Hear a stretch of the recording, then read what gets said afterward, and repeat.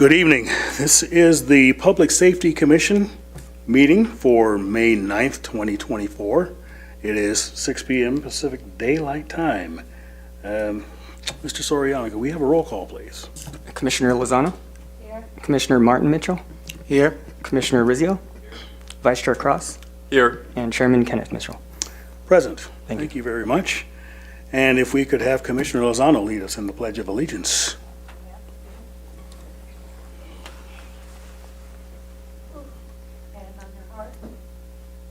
Pledge allegiance to the flag of the United States of America and to the republic for which it stands, one nation, under God, indivisible, with liberty and justice for all. Thank you, Commissioner Lozano. Okay, it's our pleasure. Welcome back. And has everyone had the chance to peruse the agenda for tonight's meeting? Yes. Okay. Having said that, I'll entertain a motion to approve the agenda. I move that we approve the agenda for 5/9/2024. I second that. Okay, we have a motion and a second to approve the agenda. If there's no further discussion, please vote.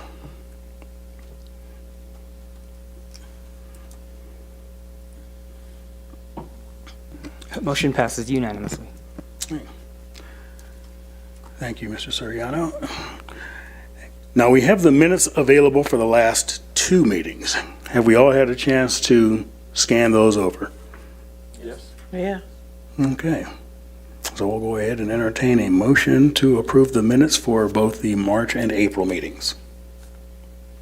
So moved. To approve both minutes for both meetings. Okay, I believe, Second. okay, we'll have Donna make the motion and the second from Commissioner Martin Mitchell. If there's no further discussions, please vote.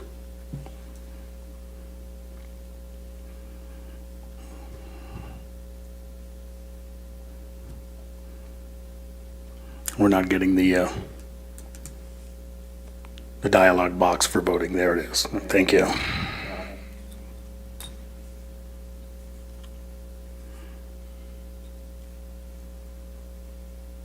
We're missing one.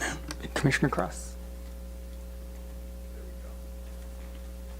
Motion passes unanimously. All right, very well.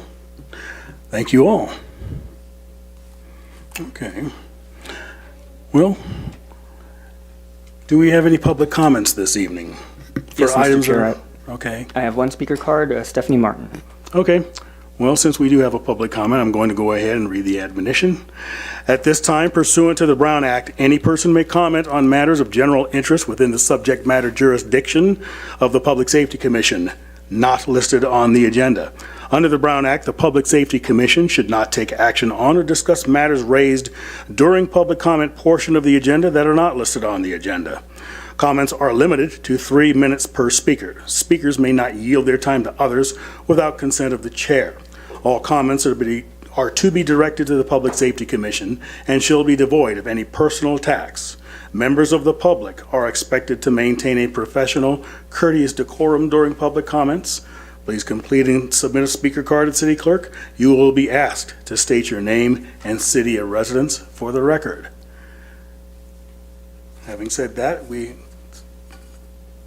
you're our speaker tonight. Okay, thank you so much. Thank you very much. You have 3 minutes. All right. Well, this is my first time attending this fine meeting, and so in addition to trying to interact and practice my civil engagement, I have to bring up a few items to your attention. For one, oh, by the way, good evening, Chair and Public Safety Commission and everybody on the admin and Mr. Daryl Serrano. My name is Stephanie Martin. Okay, and I've just had some observations since moving to town in August 2021. One of those being how we handle code compliance and animal control and policing in the city. They're really connected, and the structure's a little funky. Okay, so for example, earlier this year, you all got a 911 call. about an animal stuck in a fence. Okay, so animal control comes onto the scene. Oh, he notices a makeshift fence, so what does he do? He makes his own report to the code compliance. And it goes around and around that loop, and does anything ever get done with that kind of attitude or policy? I don't know. Perhaps, perhaps not. Anyway, so I noticed that, the supervisor of the animal control is, again, the police department, so it's kind of funny if you think about the police department and the animal control deferred to the code compliance. I just found that a little silly, it's structurally right. So anyways, about the administrative citations, I have quite a few. I've got quite a few racked up in evidences back since about 23, maybe even 22 here, I don't know. But anyways, all of them have the wrong zip code on the back of them. Okay, you might want to check this out and print off some new ones because it's not the right zip code. I don't know if I wouldn't want to think that this was purposeful or malicious, but that's what it kind of looks like when it's so long-standing wrong, okay, with the zip code. Basic appeal information. Should be easy to appeal. Should be streamlined. Anyways, to wrap up these thoughts, the code compliance people, you have to go through the same third-party citation processing center, and they have everything streamlined, so I thank you on that note. And they're very nice. When you get, a nosy neighbor calling on your thing to try to wrestle up some issues, then they're very, very understanding. They give you the extensions. They're very, they don't fine you immediately. They give you the warnings. They work with you. They make you feel like a human, for goodness sake, and I appreciate that. So once again, my compliments to you, code compliance, because unfortunately, I've had a couple of, calls by the same neighbor trying to get me in trouble. So that's a couple safety issues I would like you to look at and take care of. And I look forward to listening to about the military use of, or the police use of military equipment tonight. Thank you so much. Thank you for your comments. With regards to the structure of our law enforcement and code compliance, we could refer you to the staff members that are present, and they could educate you a little bit more on things. Mr. Chair, if I may, Ms. Martin brought that issue up at the last council meeting, and so we discussed that amongst our executive staff members, and we're aware of it, and we're reviewing our templates. All right, perfect. Thank you both. Are there any further public comments? Anybody else? Anyone that's not filled out a card? Good evening. My name is Davis Hernandez. Good evening. I'm a resident of this Hot Springs for about 15 years.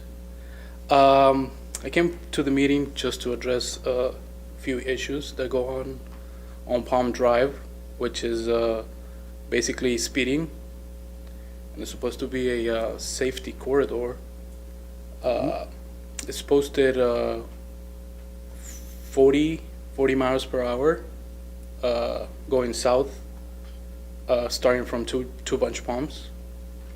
So I recently moved nearby Palm Drive, so it's kind of a hassle going in and out of the street, especially in the morning before 5 a.m. It's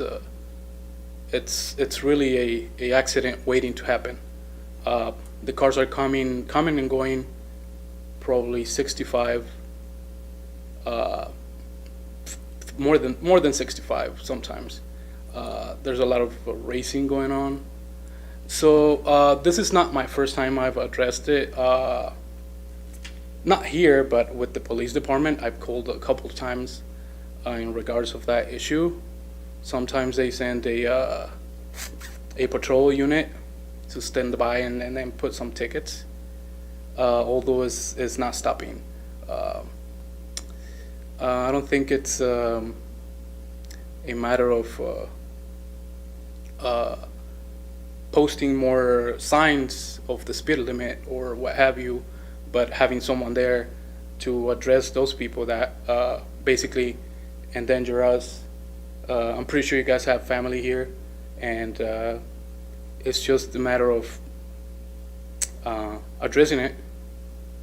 Another thing would be some bumps down on Pearson Boulevard when you're going east.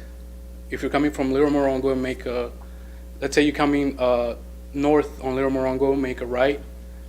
There's like a bridge or basically some sort of bridge that connects asphalt to concrete. And where that meets, there's a bump that sometimes for cars like big trucks is not big of an issue, but for my car, it comes with thin tires, so I'm just afraid that someday I'm gonna pop a tire, things like that. Another thing would be people faking the death of a relative and asking for money on 2 bunch bombs. Usually they're here now. So it's just the time is up. Can I continue or no? We'll give you about 15 more seconds. Okay, so addressing those issues, it's really dangerous for people to being on the street, and then it's a liability for all of us because they step into the traffic as soon as the light turns red, and they're basically scamming people. So that's basically all I have that I can remember now. All right, well, thank you for your comments. Please continue. Could I ask him just one question? Certainly. So you were talking about speeding on Palm. I know we have a lot of patrols in the morning. Is there like a time that you noticed is more of an issue? Yes, before 6 a.m., before the sun basically comes out, there's people just basically racing down the street going south on Palm Drive. Like I mentioned, I live close by, so I don't think it was an issue back then. Maybe I didn't catch it, but now it's basically becoming a hassle and hurting my family and I because it's just an accident waiting to happen. And like I said, I'm pretty sure you guys live here. I noticed a few people that I've seen before, so it's just safety issues. Okay. Thank you. That's very helpful. And then I've also noticed the solicitation around 2 bunch in Palm. And I believe that was supposed to be on the agenda for this meeting, but that didn't happen, so we can probably get that on the agenda of the next meeting. We'll bring that up later on in the meeting when it comes to commissioner reports. Okay. Yeah, but it is something we're very aware of. Okay. Just so you know, and we're working on it. Anything else? No, that's all. Okay, well, thank you again for your comments. Just for future reference, and as what was said during the admonition, when you want to speak at a meeting such as this, to go ahead and fill out a speaker card before you come up and hand it to the city clerk. And that's the way, all this is to facilitate that it is recorded and it becomes part of public record. Okay. It's okay this time, but in the future, if you're going to do it again, just make sure you fill out a speaker card before you speak, okay? Okay, I will. All right, thank you for that. Okay, without further ado, we're going to move into the administrative reports. Our first report will be from the Code Compliance Officer. Good evening. So for the month of April 2024, Code Compliance received 132 service requests. We completed 449 inspections. We issued 121 notice of violations. We issued 49 citations totaling $92,100. We removed 21 shopping carts from the public right-of-way. Officer Brock obtained obtained compliance from a single-family residential property. The property was on Granada. She had them remove the weeds and manicure their front yard landscaping area and provide more ground coverage material. Officer Human and myself conducted an annual inspection of Day Spa located right here on Palm Drive. During the inspection, the establishment was found to be non-compliant and received an administrative citation. As a result, I decided to issue a summary suspension of the business. The business owner appealed the summary suspension, and the administrative hearing officer was in favor of the city and granted the suspension. A second hearing was held on April 30th for the revocation of that massage establishment's permit. The administrative hearing officer favored the city once again, and the massage establishment permit was revoked. Supervisor Messer completed a long-standing case related to a vacant lot situated on Hidalgo Street. The property had an illegal wrought iron gate that surrounded it and an unpermitted swimming pool that was full of murky water and was not being maintained. The property was issued several notices and violations and administrative citations, which ultimately led to their compliance. I've attached before and after photos in the report for you guys. I obtained a compliance for a multi-family residence located on Pearson. The case was a long-standing case for property maintenance violations. The property owner installed a new parking lot and a new trash enclosure. Officer Brock reached out to Evolve, a home sharing platform, partnering with the city to assist in collecting and remitting transient occupancy tax. And Officer Human completed a demolition warrant and finished the demolition of a fire on 14th Street. And that'll conclude my report, but I'm happy to answer any questions. Thank you, Officer Messer. So are there any questions for code compliance at this time? Yes, I just have one question. On the point number 3, the fence was removed from around the pool and the pool was emptied, and you have it in your pictures. The question I have is it just there with no fence around it that prevents somebody from falling into it, an animal or a person, or is it just, No, the pool is demolished as well. okay, so it was filled in? It's a vacant lot full of dirt now. Okay, great, thanks. Anyone else? I just had kind of one question. Could you just expand a little bit more on Evolve and how that would assist the city in collecting TOT taxes and kind of what expenses might look like with that, if you know currently, that is? There isn't any expenses on that. Evolve is a lot like Airbnb or VRBO. It's one of those home sharing platforms. So we reached out to them because we weren't collecting the TOT through that platform. So now we are able to collect it directly through the platform. We don't have to hope that the resident gives it to us or the hotel is giving it to us. Oh, okay. That makes perfect sense. Thank you. All right, thank you, Commissioner. Anybody else? Okay.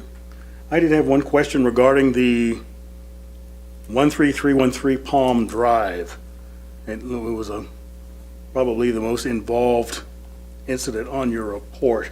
Now that the establishment permit was revoked, what is happening at that location? Is it just boarded up? Is it shut? Is it chained up?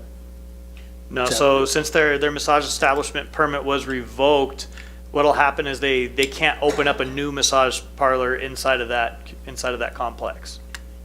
So the ultimate goal is to get rid of the bad operators. And that particular one, we had a therapist that was working who had allegations against her for misconduct for the CAMTC board.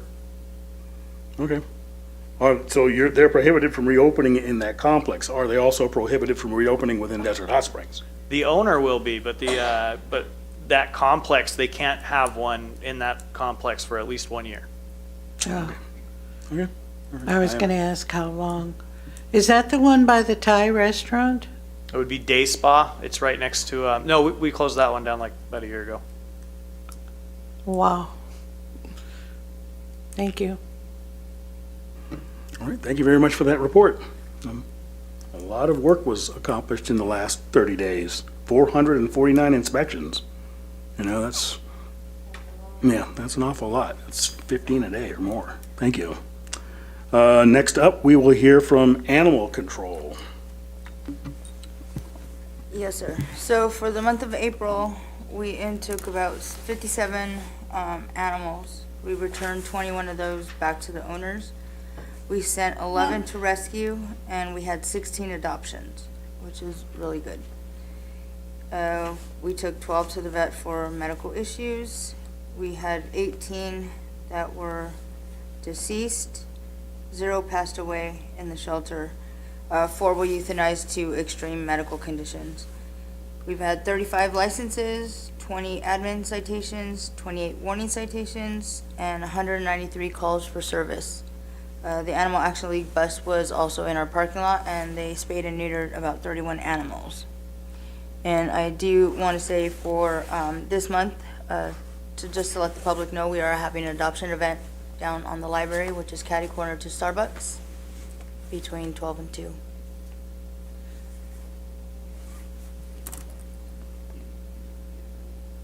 It's this Saturday, May 18th.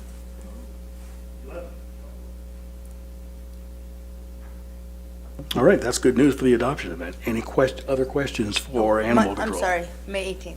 May 18th. Oh, May It's 18th. next Saturday. Yes. Okay, a week from Saturday. Yes, sir. Okay, that's fine. I have a question. Is that veterinary hospital still opening?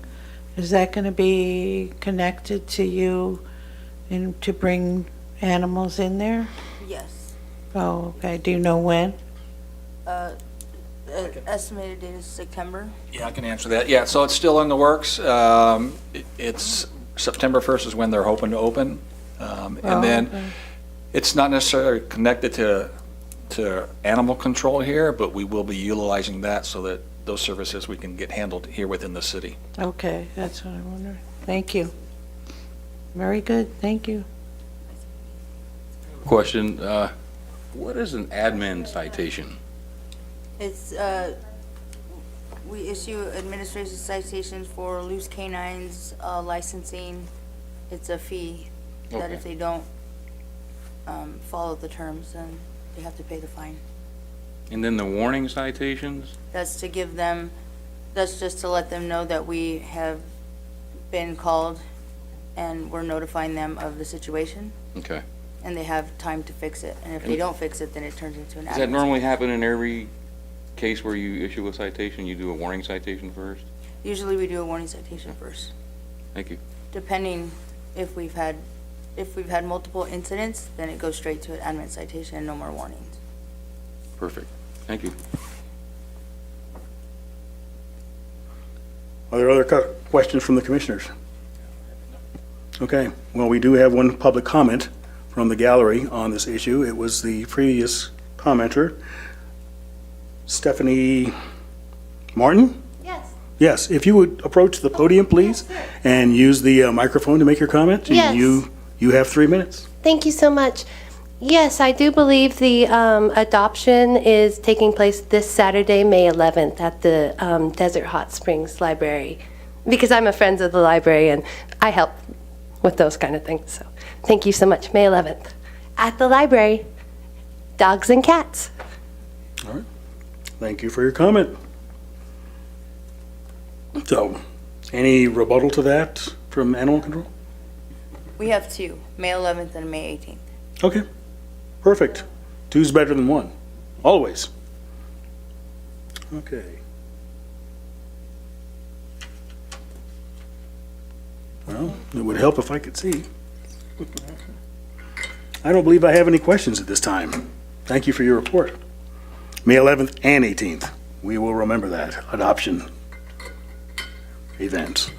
Very well. We will move to the fire department report. Good evening, Commissioners. The report before you for the month of April, there were a total of 482 calls for service within the jurisdiction of Desert Hot Springs. Desert Hot Springs Fire Engine responded to 345 of those emergencies. 84 times a Desert Hot Springs resource responded outside of the jurisdiction. However, when we're comparing engine for engine, 303 times a resource from outside of Desert Hot Springs responded into the jurisdiction. Engine 36 made up 147 of those responses. Your call and your average response time, so it increased a little bit. Average response time for the month of April was 5.07 minutes, which is trending upward over the last couple of months. That is consistent with the increased call volume. We do see increased response times as well. Looking at your significant incident reports, you had 2 structure fires within the city jurisdiction. You also had an outside fire which extended into a residential structure. And then probably the most significant incident, which is a little bit outside the norm for Desert Hot Springs, was a hazardous materials leak that happened at one of the businesses here within the city. It was an organic peroxide that was leaking from one of the containers. Initially, there were reported several exposures, but ultimately, once the fire department and the hazmat team was able to make entry, determine what the chemical was, and evaluate all of the occupants of the building, one was transported to the hospital for evaluation, just out of an abundance of caution. Environmental health and the hazmat team were able to secure and clean up the organic peroxide, and no lasting effects to either the patient, the building, or the environment. That's the fire department report for the month of April. Happy to answer any questions.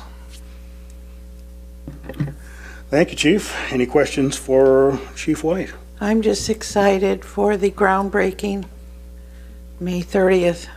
Yeah, be cool. Yes. Yay. Yes, May 30th, the groundbreaking for Fire Station 98. We're really excited about that. I was just telling Commissioner Mitchell that the ladder truck it's kind of been all over the place, moving target. But I did get a text message from one of the firefighters who says, "Hey, I think I just saw your truck driving down I-10." Kind of some funny back and forth. And I was like, "Oh, no way. I just talked to the manufacturer. We're looking at the end of June." No, it turns out he was correct. So the truck is here. It went to our outfitting facility in Colton, and we're working on mounting all of the equipment, the compartments, and putting in like some specialized brackets and those types of things. So Oh, wow. exciting time, yes. Yes, yes. Thank you. Anyone else? I think this is more of a correction in the report. On 3 and 4, on both of them, you have residential structure fire at the location above. So did all those happen at the same location, or is there something just missing from? So the way that the automated report pulls is from the narrative section. So the actual address is in a different column. So if they don't carry that down when they actually type out the narrative, it won't automatically pull that information. So looking at it, one was on Ocotillo, the other one was off of Flora Avenue, and your third one, I'd have to log into the back end of the reports and see the street for that.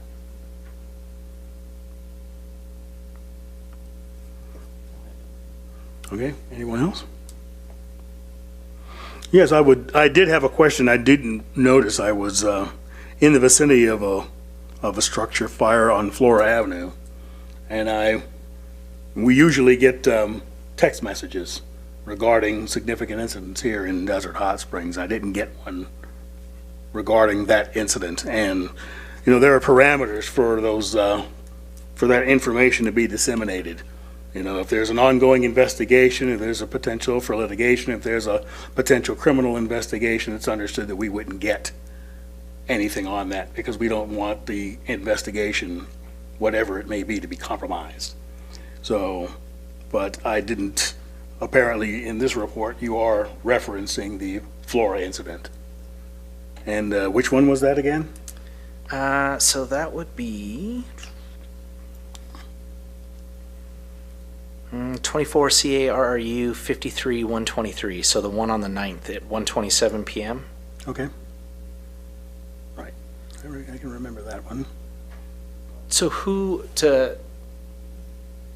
as far as the text message that you referenced, that normally comes from city staff? Yes. Okay. Yes. And we've discussed the parameters of what information is disseminable and what has to be withdrawn or withheld. Okay. So they're aware of the legality and things like that and what we know. So as long as we don't have a problem with that. If there's an issue that we are not supposed to be privy to legally, then we would rather not be informed of it.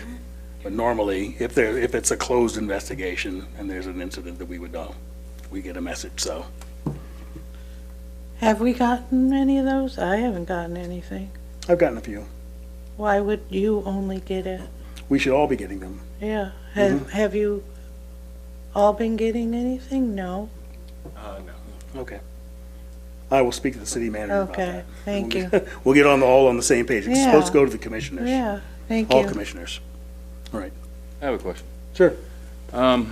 Regarding the incident with the peroxide, was it a grow facility?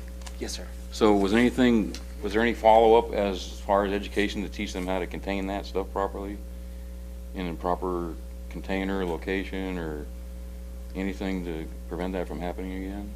So I don't have all the specifics on what caused the leak. I do know that environmental health and the hazmat team did work with the property owner and the business owner. But so if there was something egregious, it would have triggered other things within the fire department. For example, there would have been cost recovery. We would have sent our prevention officers out there. Not seeing any of those things in the report tell me that it was just a simple accident and not something that would require those. So it was more like a spill in action kind of thing? Yes. Gotcha. Thank you. Any other questions for the fire chief? No? All right. Thank you, chief. And very excited about both the station and the Quint. That's going to be a rather impressive piece of fire apparatus coming down the street, I'll tell you. It's gonna be noticed by just about everybody. Very well. We will now move to Chief Shaw and the report from Desert Hot Springs Police. Thank you and good evening. In front of you, you have your crime stats for the month of April. Nothing significant in the crime stats, no significant increases. There were some decreases in the aggravated assaults and simple assaults and decreases in the burglary and larceny. So that's always good news to see the decreases and not increases. For the calls for service, 2,998 calls for service for the month of April. There were 915 self-initiated by officers, 86 arrests, and 194 citations issued for the month of April. I appreciate the gentleman's comments earlier. Certainly, I am with him with the speeding on Palm Drive. It has been a long problem. I've said it before, we do now have a full-time motorcycle officer. When you look at the citations, most of those citations are moving citations, and probably the vast majority of them are issued by our motorcycle officer, and the vast majority of them on Palm Drive for speeding. He spends a lot of time out there. Unfortunately, we can't have an officer standing out on Palm Drive 24/7. Yeah, I wish we could, but we will continue our enforcement out there. Every single officer works traffic enforcement, but we do have one officer that's dedicated full-time to traffic enforcement. The other part of this, although in the enforcement is a huge part of getting compliance from folks, the other part is folks have to be responsible for their actions. And Palm Drive is not a freeway. It's not a free for folks to travel down at the speeds that they travel down. It is a safety corridor area, and what that means is it's increased fines in the safety corridor area.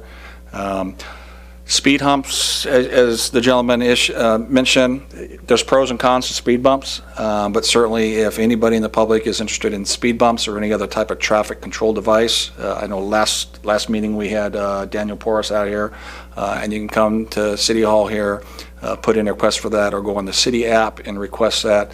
That'll go to Nick Heckler or Daniel Porras, and then there's an actual study that's done for any type of speed control device, whether that's a stop sign, stop light, speed humps, that type of thing.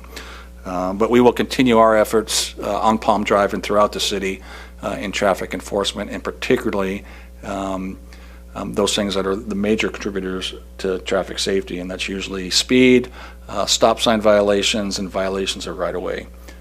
Besides the officers that we have out there, we work closely with Office of Traffic Safety. We have an Office of Traffic Safety grant. So every month you see some sort of extra detail that's put out that's funded by OTS.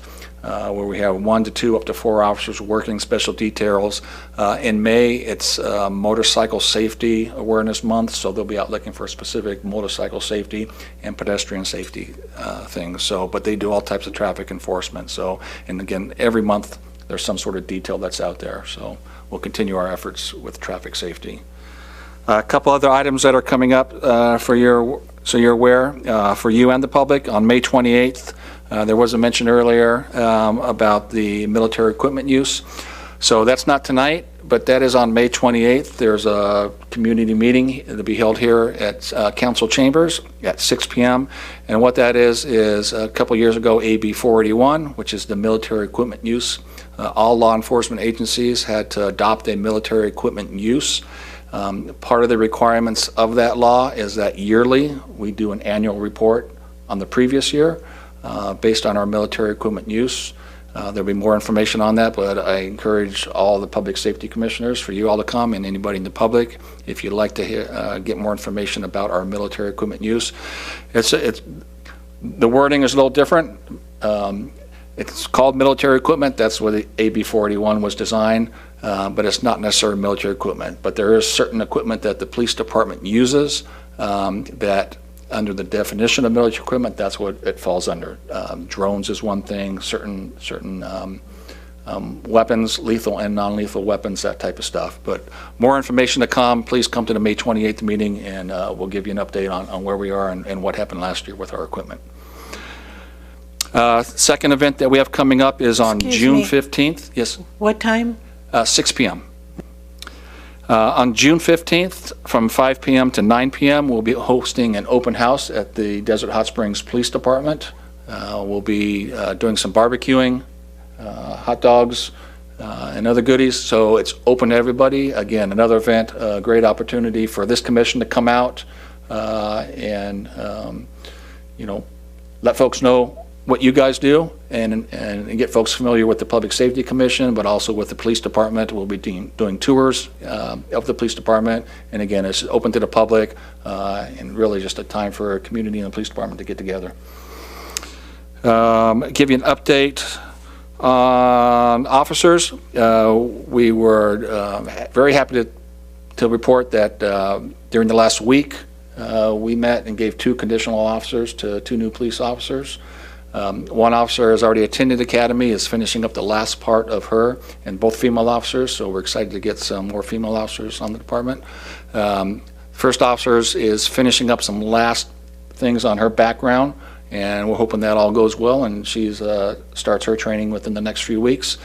The second female is finishing up the academy, and she finishes in August.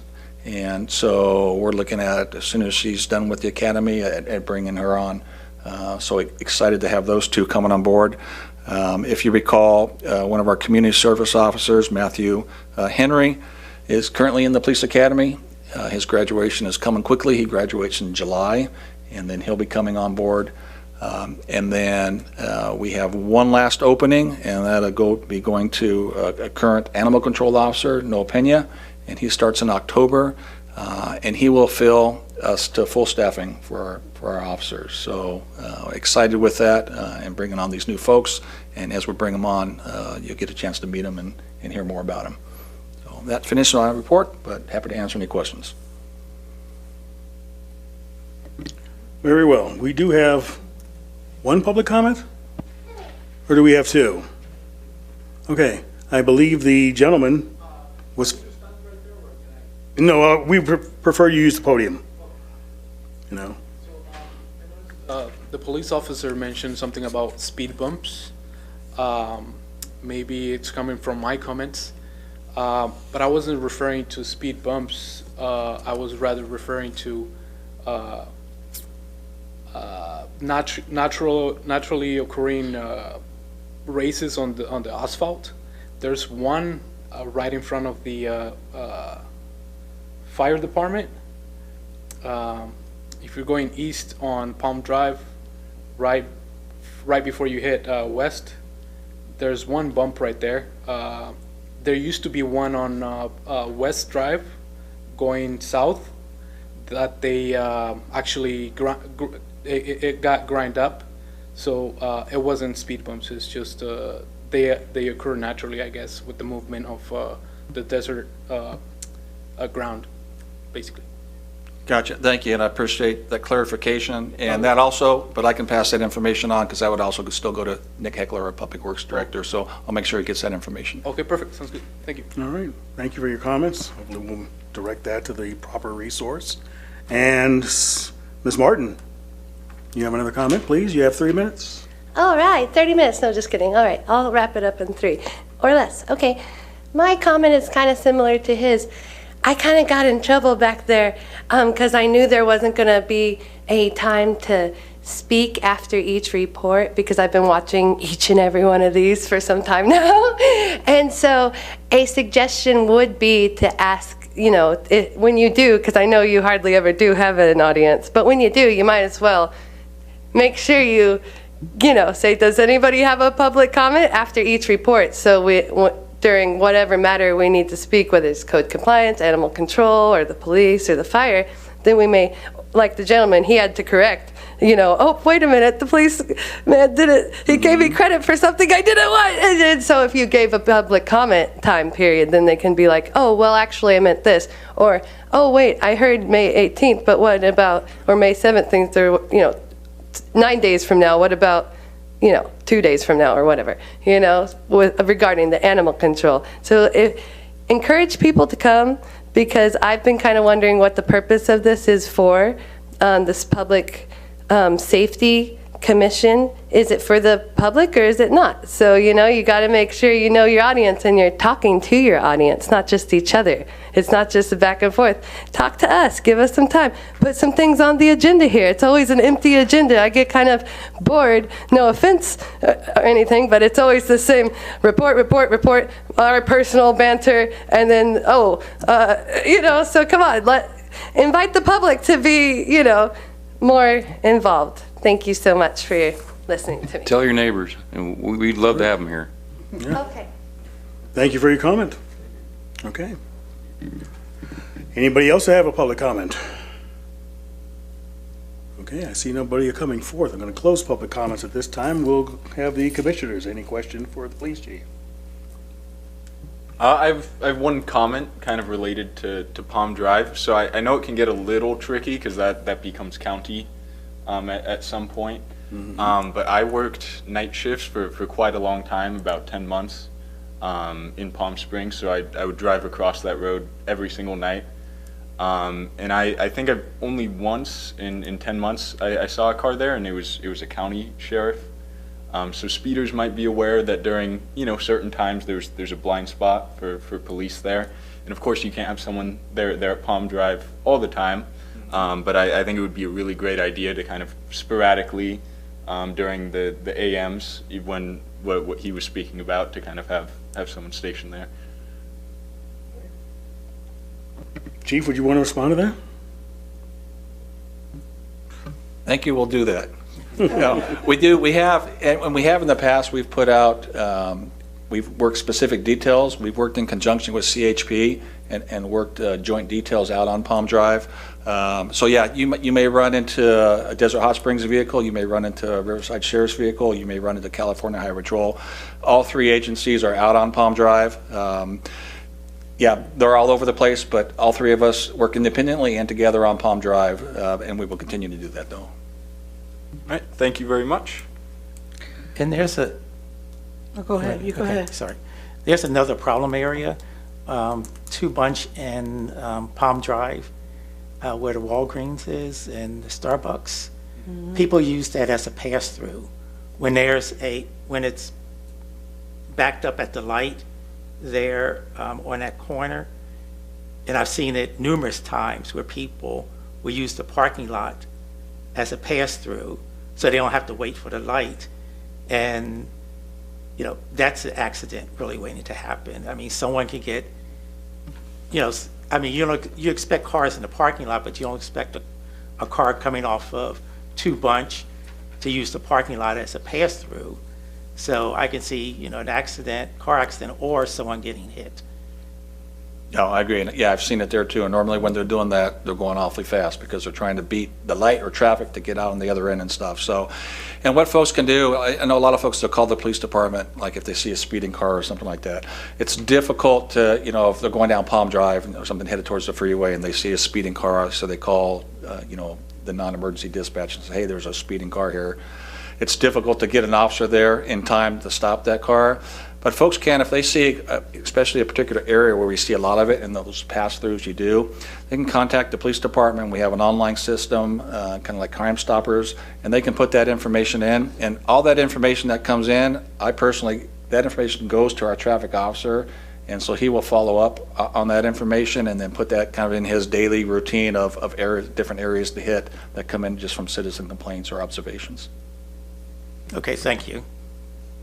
And just Well- briefly to, sorry, Don, cut you off, just briefly to echo what the Commissioner Mitchell did say, there's another problem area where that also takes place quite a bit, and that's the Bolero station at Dillon and Palm Drive. You know, the light's red on eastbound Dillon. You know, people that want to go southbound Palm Drive that are backed up will often use that parking lot to cut across. So it's happening in other places as well. He's correct. Thank you. Coming home late, my husband and I, like, for instance, from the casino or something, and we're driving up Palm Drive from, say, about 4th Street to Mission Lakes, we encounter what we call jumpers, where all of a sudden there's someone, you didn't even see these people, but they're all of a sudden you're going, and we go very slow now, is there right in front of you, and I don't know how to stop that, and you don't see them, and that happens a lot, you know, late at night, you know, just going home up to Mission Lakes. I never see an officer, I'm sorry to say, ever. I don't know what to do. Yeah, and again, it's one of those things, we don't have an infinite amount of resources, unfortunately, but the officers are out there. They do traffic enforcement as well as pedestrian enforcement. And as I mentioned earlier, you know, through OTS, one of the specific months focuses specifically on pedestrian enforcement. So, you know, I wish enforcement wasn't the best tool to get individuals to comply, whether they're driving or whether they're pedestrians on the roadways. But unfortunately, education doesn't seem to work, but we're still doing the education. We'll still do the engineering in terms of looking at roadways and roadways designs and how to make them safer. But enforcement is the biggest component for the police department. They are out there. I guarantee you they're out there, and you see that monthly when we come in and we talk about the monthly stats and the citations. That includes pedestrian citations. So the officers are out there and stopping. And not every stop is an enforcement contact. Not everybody gets a citation. There could be a stop, and then they do that education component where they just remind folks, hey, you know, don't walk in the roadway if you're wearing dark clothing and it's night out and stuff. But individually, yeah, absolutely. We all have to be aware of that. And there are some very dark patches out here in the whole valley. And be aware of that as a driver, that, hey, at any time, somebody could be walking out on the roadway and stuff. And as drivers, we have to be aware of that and be ready to react as quickly as we can. Even though it may not be something that's our fault, we certainly don't want anybody involved in something like that. Just one question. Can the law enforcement enforce orange? If you see somebody, you better be wearing orange, or you're going to get a ticket of some sort. In terms of clothing that they're wearing? Yeah, something, yeah. Yeah, no. So you know someone's coming or going. Yeah, you no, know. we can't dictate, unfortunately, We can't? what Okay. they wear, yeah. Just wondered. Thank you. Anyone else? I have a question. No. Can I? Come on up. Okay, so regarding Mr. Martin Mitchell about the cutting through Starbucks parking lot, I personally do that. And my question goes to the chief. Would that be illegal if you cut through going to Two Bunch Farms if you do it in a safely manner? Sure. I'm pretty sure it's 5 or 10 miles per hour on a parking lot. Is that illegal to do? No, great question. So the act of going through a parking lot to go out the other side and you know, if your intention is to beat traffic, it's intention to beat traffic. That act itself is not illegal. It's the driving that you're doing. And like you said, how fast are you going through the parking lot? And it's not necessarily 5 miles. Sometimes through the parking lot, if you're going 5 miles an hour, that might be too fast because maybe there's a lot of pedestrians coming out of shops or something like that. So that's something an officer has to see and then be able to articulate why that speed, whether it's 5 miles or 10 miles or 20 miles, why that speed was unsafe in the parking lot. And then the biggest violation with cutting through is usually violation of right-of-ways. Normally what you see is the driveway that a driver may go through. On that driveway that they're exiting at a very fast pace. They're not looking for pedestrian traffic on the sidewalk, and they're not looking for oncoming traffic.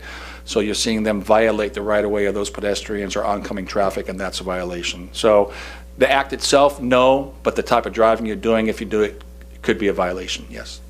Yes, I have seen people not stop before the zebra walk.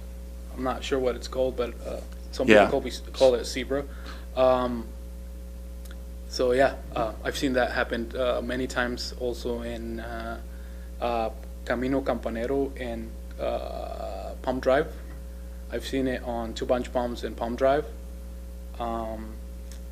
So that would be something nice to address. I remember when I took my license test, there was a part where you're supposed to wait until the pedestrian is out of the street. Doesn't matter if it's on the other side.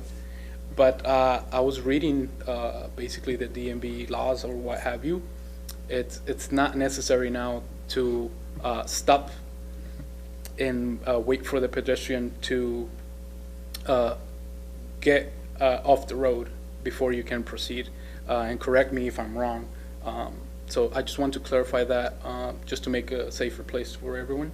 And I do have a question for Ms. Zamora. Summer's coming, and I've seen a lot of, especially homeless people, walking dogs without shoes on a 120-degree weather. What would be your concern when it comes to paws being burned from the dogs? Is that illegal? Question for Mr. Police Chief. So that's somebody. So to answer the question on that, you have to be careful. Well, obviously you want to walk the dogs early in the morning. Unfortunately, homeless people, they go throughout the day. We do go out there and do check their dogs and help them out. Oh. As far as the shoes and the booties on a dog, you kind of want to watch that because the fastest way to overheat a dog is through their paws. So if you have something encapsulating their paws, whether it's 120 degrees out there, you're going to overheat them. So it's a catch-22 if you put shoes on a dog versus not putting shoes on a dog. But we do offer the homeless people things for their animals, but again, you have to watch putting something on the pads of the feet of the dog in extreme heat. Okay, perfect. Thank you. That's it. One more public comment from Ms. Martin, and I will advise you this will be the final public comment allowed at this meeting tonight.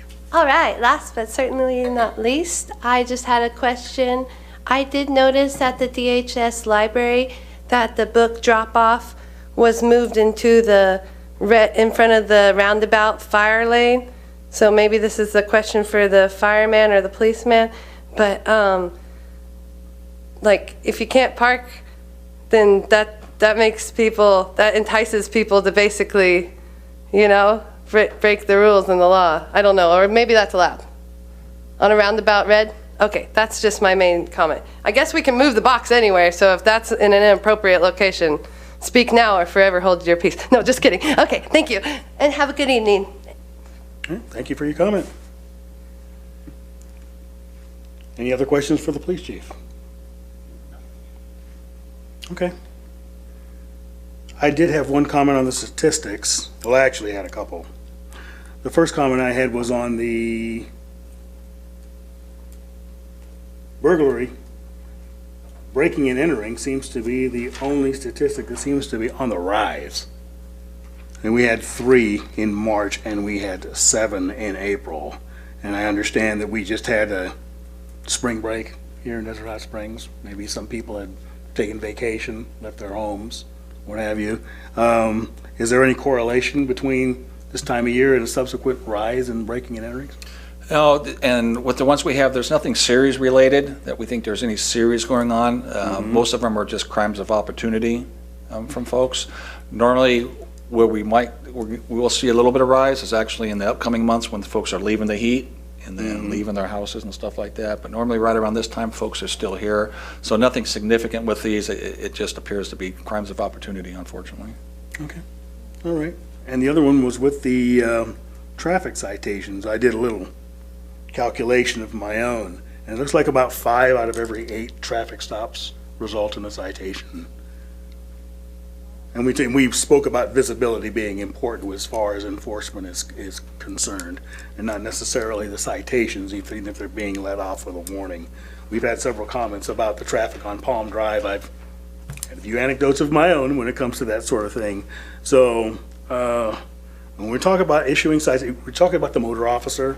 Yes. Are the officers in patrol cars also performing these citations? Yeah, so every officer does traffic stops. Some officers do more than others. Obviously, our motorcycle officer does a lot more traffic citations than the other patrol officers that are answering the radio calls. But every officer has been trained in traffic citations, accident investigation, and all of them have the same authority to conduct traffic enforcement, and they do. Now, when they stop somebody, every officer has a discretion to decide if they're going to issue a citation or if it's going to be a verbal warning or it's going to be a written traffic warning. So that's left to the discretion of the officers. And there are some officers that prefer just to give a verbal warning to folks. And then there's other officers that will write a citation, depending on maybe they've seen that they've given a warning to the person before or the egregiousness of the violation. So, but that is up to the officer's discretion at the time of the stop. Okay. I think that's all I have for the police. Thank you very much, Chief Saul, for the report, and we look forward to the upcoming outreach efforts, both for the animal control and with the open house and with the military equipment use. That will be an interesting meeting to attend. So we look forward to all of those. Very well. At this point, we'll move into the reports from the commissioners. Who would like to go first? Mine is just very simple and quick, and I just want to compliment Deputy Chief Shaw for being at the crime victims, whatever we call it, once a year. You know, we all get together and honor all those that have been gone previously and recently, and it was a pleasure to see you. I think you said that Chief Henson was there as well, but I didn't see him. He was there with me also, yes, and Yeah. I pointed out to him where I you were was at kinda- too. So yeah, we I tried to kinda make our way down to you afterwards, but there was a lot of people moving It was around. hard, yeah. This year was hard. I didn't get even to give my annual hug to Mike Hestron, you know, and there were a lot of people, and it's really an important situation. Jan Pye was there and read my son's name, and that's exciting to know that there's still remembrance, and, you know, even though it'll be 23 years this year, and it's, of course, to victims, it's still like yesterday, but it was a nice get-together, and then they had the walk the next day in Riverside where they have the wall of all the people on there. It's quite nice, and just want to say thank you. You were wonderful. It was wonderful to see you. Thank you. Anyone else? I'll be happy to give my report now. Okay, perfect. Okay, so I want to touch a little bit more on, we had a public comment talking about buses near the senior center. I did meet with Sunline. There wasn't a clear resolution there. So we scheduled another meeting. I had them kind of delay it because I want to get kind of Public Works opinion on that. I have opinions, but I'm, of course, not an expert. And they shouldn't be meeting with only me. So that's something I'm continually addressing. I have reached out to the high school and haven't gotten too many responses, so that's something I'll keep working on, but I have reached out a few times. And then I know there was discussion about getting kind of the panhandling on this meeting's agenda. I'm sure we could agree to get it on the next one.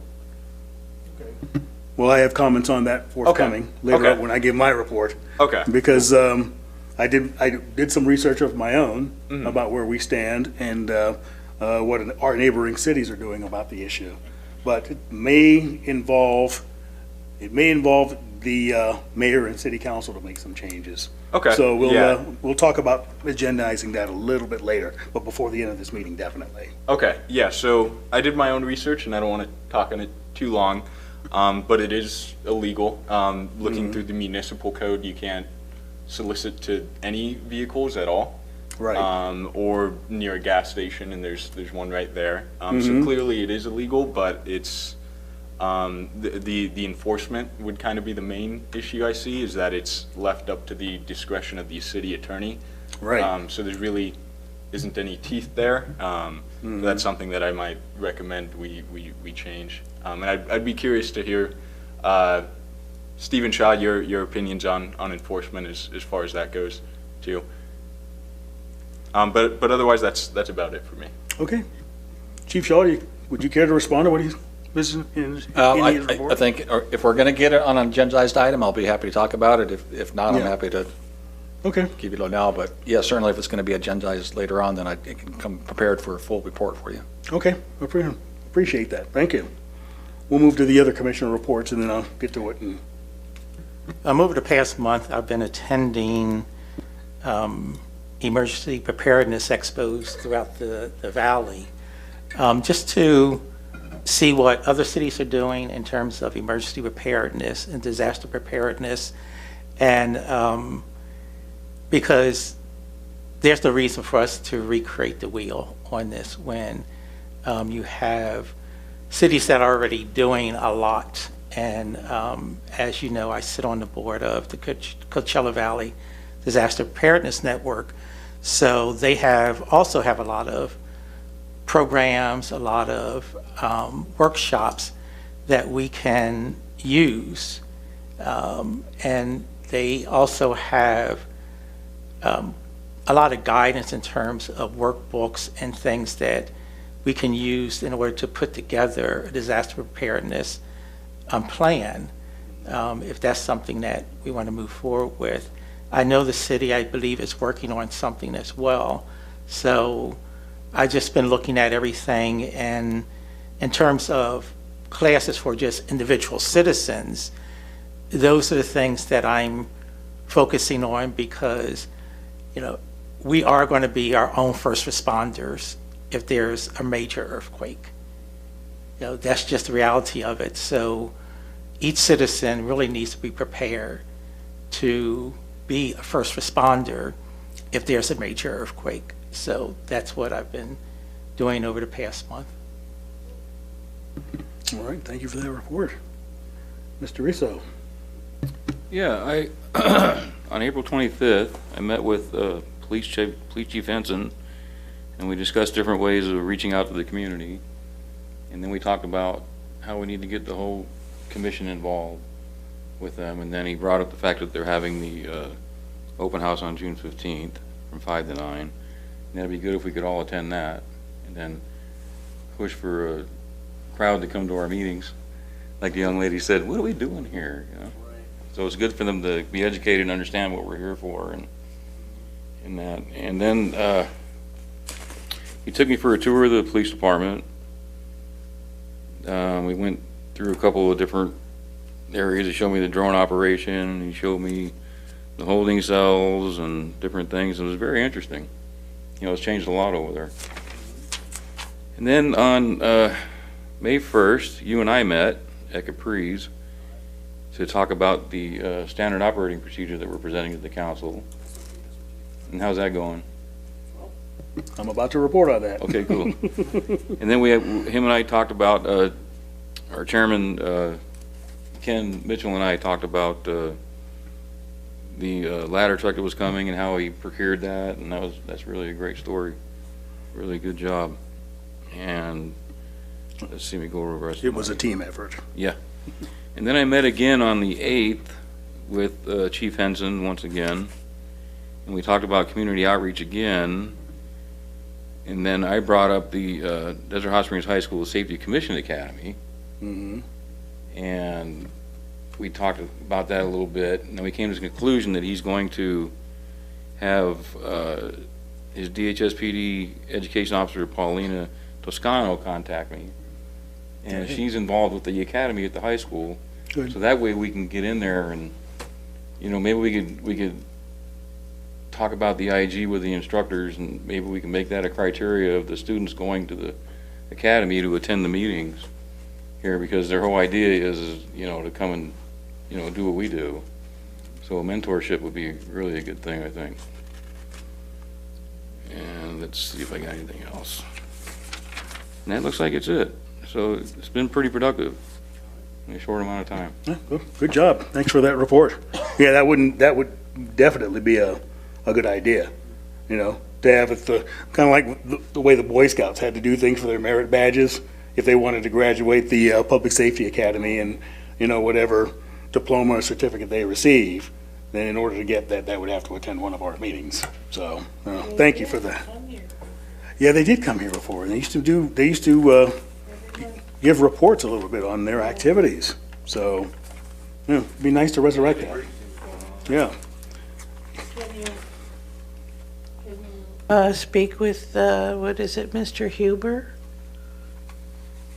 who is in charge of the Public Academy? Well, I'm going to go through the educational officer as a liaison, because we don't have identification. So I don't just want to go into the school and, hi, I'm so-and-so, and they, Want to borrow my shirt? Well, we should have cards and shirts anyway, to identify who we are, you know, and people will get more interested. But I think if you can speak with the what do they call It's him Eric Huber. anymore? Principals? I don't know. Yeah, I Mr. have his Huber, business- I yeah. have his business card. And he can arrange that, I think, for us. Mm-hmm. Would you like to do that, or? oh, yeah. Okay, good, thank you. I think it'd be very good for us to see someone every month to you know, to let us know what's going on in the schools and in the service of a public assistance. Mm-hmm. So, thank you. Any other questions, comments? Okay. I did meet with Commissioner Rizzo, and we unofficially created our own subcommittee on standard operating procedures and standard operating guidelines, and we saw some of that in evidence at this meeting tonight. You know, we do have, you know, we do have a procedure that needs to be followed and is outlined in the municipal code. We do have, as it stands, and it's research into that, a meetings and guidelines policy. Thank you, Mr. Soriano, for, you know, giving me that over the, electronically delivering that to me.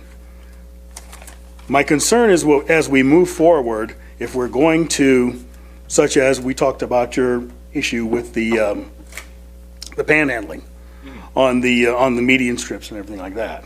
I did some research and I went and found some regulatory signs in our neighboring city, Cathedral City. And Cathedral City says, it says on their sign, I should have had Mr. Soriano take it off my phone and put it up for display. It refers to a section of the municipal code that it is illegal for them to do that. So I went in, within the last couple of days, I went into our municipal code. And while our municipal code states that it is hazardous and ill-advised to do that, I did not find any language in the municipal code that explicitly prohibits it. So if we're going to do something that's going to change the municipal code, and this is where I kind of draw everything together, if we're gonna change the municipal code, whether it's SOPs, SOGs, it's gonna be permanent from what we do going forward, or if we're going to do it for the enforcement of panhandling. If we're gonna make that, we have to do, as we say in the fire service and in the military, is familiar with the term, kick it up the chain of command. And by kicking up the chain of command, there are two ways we can do that. One way, in addition to agendizing what you want to do, what you want to accomplish, is to have, it's time for our city attorney to come in here, introduce himself to us, and give us perhaps a brief presentation on a couple of things that have come up with, not just with regards to the Muni Code and the meetings and guidelines policy, but also, we've also had banter back and forth about the Brown Act, what we're limited to say and talk and when we're allowed to talk about them, and serial meetings and dual meetings and that, that seems to pop up in everything we do. And the reason for the Brown Act, and I'm glad there's a member of the public here to hear us talk about this, is to keep government transparent. We can't discuss overtly or get into in depth about comments that are brought up that are not on the agenda. The reason we do that is we want to agendize subjects that may be brought up in public comments so that everyone has the opportunity to hear the discussion and before we take action. That is, the Brown Act is the law in California and I believe throughout most, if not all, of the country. But we need to have direction. I'm not going to say that I'm the Einstein on this. There are people that are more learned in areas of law than I am. The attorney, I would presume, would be one of those people, and I would like to agendize him pending his availability, of course. That's always the catch-all, is if he's available, to come to our next meeting, which would be in June, and have him give us a presentation, not only on his office, but on these questions about what exactly can we do. Yeah, did you say the city attorney? Yes, the city attorney. So that would also be billable hours that we have to consider, but I will reach out to him. Okay. I'll reach out to him as well, and we'll see if that's possible to do. And furthermore, with regards to, I did have a section of the municipal code that was added, and it had to do with the attendance and absences of commissioners. It was added to the municipal code as a result of the efforts of the subcommittee that deals with the commissions, and that is Councilmember Gardner and Councilmember Pye. Unless that subcommittee is changed, those are the people we need to talk to. If we're going to, we can in fact enact procedures just for this body.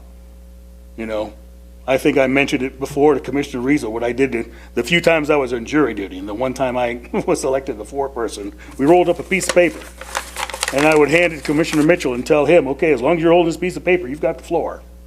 And he would say whatever he had to say. And when he was done, the piece of paper would travel to somewhere else in the jury room. Okay? But if we're going to make SOPs and SOGs that are lasting, that affect commissioners here and in perpetuity, it has to at least go to that subcommittee, in my opinion. Feel free if you want to comment on that, but that's where I stand as far as the chair is concerned. So that item I'd like to agendize. I'd like to agendize this gentleman's item. And perhaps based on the education given to us by the attorney, he'll inform us about how far we can go with this. Okay. So yes, we will agendize those two items for the next meeting. And just to add on to what you're saying, I think it's important to note, that this commission they make recommendations. Yes. So just to go along with what you're saying about going up the chain of command, this commission doesn't have the authority to enact ordinances, to enact policy. So you would make recommendations, which would go up to the council and go from there. Agreed. And that's important to remember that we are an advisory body, at least in this iteration. There was one question I had for Gerald, because it delineated in the meetings and guidelines policy manual.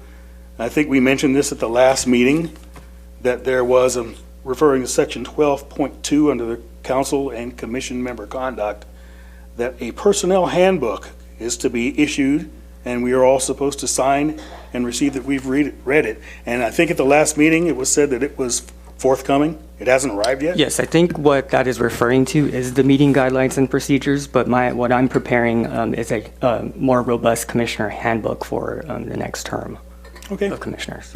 Okay. All right. So we're looking forward to that, and that's going to affect, the coalescing of our SOPs and SOGs. We don't want to contradict them or override them or, reinvent the wheel as far as its existence is concerned. And there was one other thing that I did notice is that when I was first appointed as a commissioner, we were understood to operate under Robert's Rules of Order. I did notice under this document, we are now operating under Rosenberg's Rules of Order. So I did some research to find out what the difference was between the two. And I remember Robert's Rules of Order, I found it out, was a 170-page document. It looked like the blueprints for building a cruise ship. Okay? Rosenberg's Rules of Order is very succinct, easy to read, easy to understand. To me, that's important because it means we would all be on the same page. There'd be fewer omissions and greater absorption of the information. As the chair, sitting here today, I'm not 100% sure I have the unilateral ability to change this from Roberts to Rosenberg's, but it would bring us in line with what the rest of the city is doing.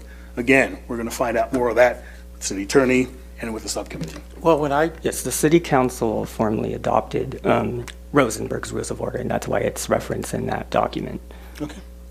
and when I became a commissioner, that's what I was sent, Rosenberg. Rosenberg's? Yeah. I was in Roberts. Yeah, I was sent, well, I came on a number of years after you did, so. Couple of years, yeah. Rosenberg is what but they're similar. Mm-hmm. They're similar, so, Rosenberg's is much easier to. yeah, it's much easier Much, to much understand, easier. but they're similar documents. So if you know Mhm. Robert's Rules of Order, then it's not hard to learn Yeah. Rosenberg. Sure, Rosenberg's is much easier to digest. And I believe that concludes my report and what I've been working on. So, having said that, is there anything else anyone has to say for the good of the order? All right. We'd like to thank the members of the public for attending our meeting. You know, we hope to see you at future meetings. And tell your friends, have them come out. All right? We are a functioning commission, and we do this for citizens that reside in Desert Hot Springs. We'd also like to thank the representatives of the city services, enforcing our laws, keeping us safe, taking care of our animals, enforcing our muni codes. Your hard work is appreciated. Okay. Our next scheduled meeting is June. Would it be, is it the 13th of June? Thank you. Thank you, Mr. Lozon. Be the 13th of June, 6 p.m. in these chambers. If you want to watch a recording of this meeting and other meetings dating back to 2009, for those of us that are out in the cyberverse, cityofdhs.org is our website, all the way back to 2009, not just this commission, but planning and city council as well. If there's nothing else, we stand adjourned. Thank you and good evening.